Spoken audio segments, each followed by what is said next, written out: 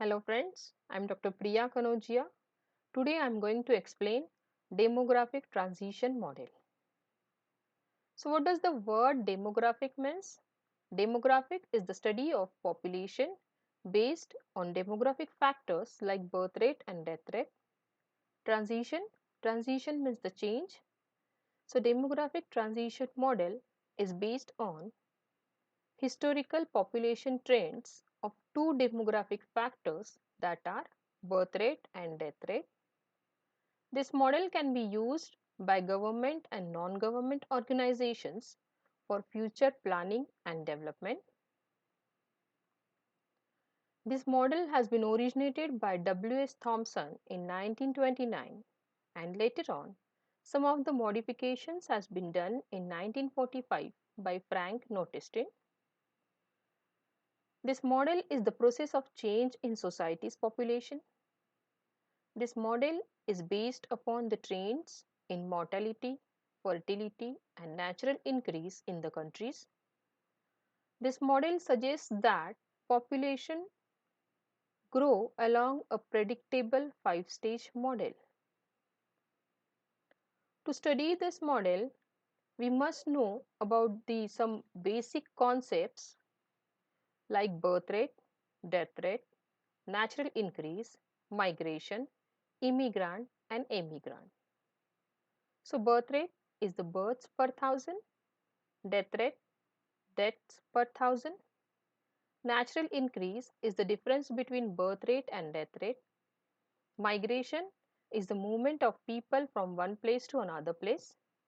Immigrant entering a foreign country. Emigrant leaving a country to live in another country. Also, to study this model, we must know about the developed and developing countries. So, here are some examples of developed and developing countries. Underdeveloped countries are African countries like Angola, Sudan, and Zambia. Developing countries, India and China. Developed countries, Germany, Australia, Sweden, and Switzerland. So, this is the diagram of demographic transition model. In this diagram, you can see there are 5 stages of this model. The first stage is high stationary, second stage is early expanding, third stage is late expanding, fourth stage is low stationary, and fifth stage is declining. So in this diagram, this blue line shows the birth rate, black line shows death rate, and the red line shows total population, and this green color bulge shows the natural increase. It means it shows the population growth. So this is the 5-stage model of demographic transition. So let's see the one by one all the stages in detail. So first stage is the high stationary stage. In this stage, there is a high birth rate and high death rate, due to which there is a slow growth rate. It means population remains low. So what are the reasons behind it? Because of poor diet, poor sanitation, lack of medical facilities, low standard of living, and high infant mortality are the reasons behind it. In the present time, not a single country is passing through this stage because death rate has been reduced even in most of the underdeveloped countries like Africa. Now the second stage. The second stage is the early expanding stage. So why this stage is called as early expanding? Because there is a rapid population growth in this stage. So let's see the characteristics of this stage. So in this stage, there is a high birth rate and decrease in death rate.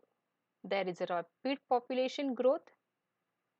Population is high as births outnumber deaths. So what are the reasons behind it? So due to improving diet, improving living conditions and sanitation, advances in hygiene, and improved medical facilities.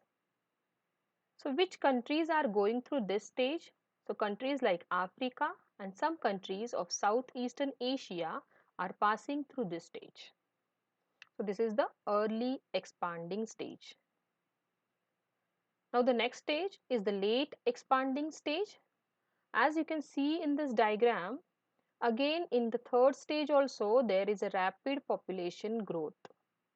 So let's see the characteristics of this stage. So in this stage, death rate and birth rate falls because of urbanization and industrialization. Population grows and birth rate is more than the death rate. So rate of increase slows. So why rate of increase slows? Because of decrease in infant mortality rate. Mortality is low and stable. So this stage is also called as a stage of population explosion. So why it is called as a stage of population explosion? It is because of the improved medical facilities and improved health care. So countries like India, China and Latin American countries, Peru, Venezuela, Argentina, Brazil and some of the Eastern European countries like Poland and Romania are passing through this stage.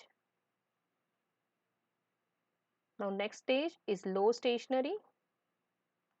So in this stage, there is a low birth rate and death rate. Hence, growth rate is also slow. Why? Because of improving female education and assertiveness and also falling fertility. The countries in this stage are highly urbanized and highly industrialized. So countries like Denmark, Hungary, France, Germany, Norway, Japan, Australia and New Zealand are passing through this stage. So here in this diagram you can see there is a stable and slow increase of population. Why? Because of the facilities of family planning, improvement in medical facilities. Now the next and last stage is the declining stage.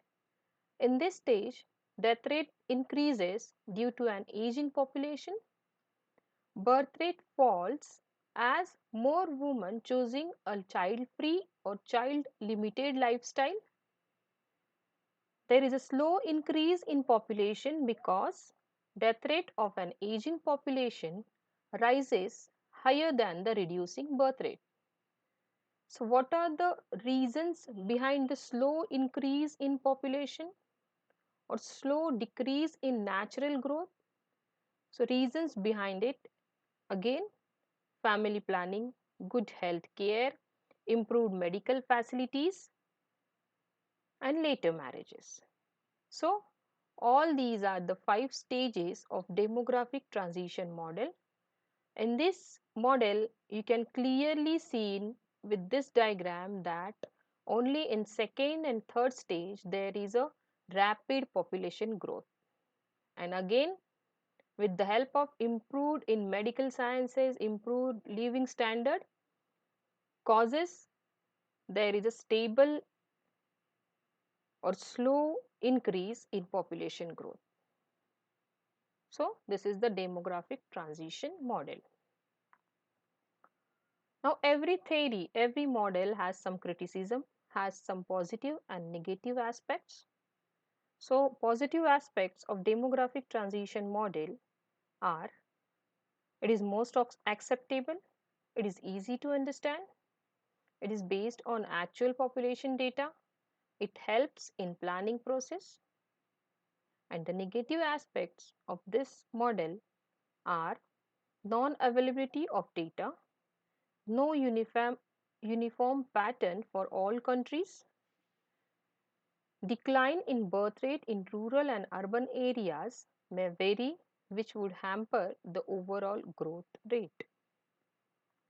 But despite all these controversies, despite all these negative aspects, the model has been acceptable worldwide and it can be applied anywhere in any country if data is available. Thank you.